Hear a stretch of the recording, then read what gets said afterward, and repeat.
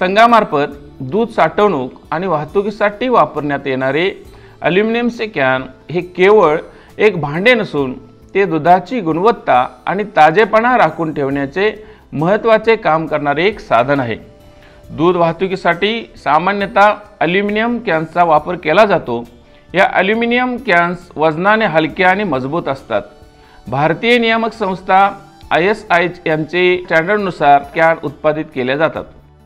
यांची झाकणे तसेच कॅनच्या आतील आणि बाहेरील भाग एनोडाइज्ड केला जातो, जेणेकरून आतील भाग स्वच्छ करण्यास सहज सोपे होते। त्याचबरोबर दूध वाहतुकीसाठी लागणारी स्वच्छता राखली जाते। प्रत्येक कॅनवर ISIचा मार्क असतो। CIP कॅन म्हणजे कॅन्सच्या स्वच्छतेसाठी वापरात येणाऱ्या घटकांचा त्यांच्यावरती कुठलाही परिणाम होणार नाही याची देखील खात्री केली जाते।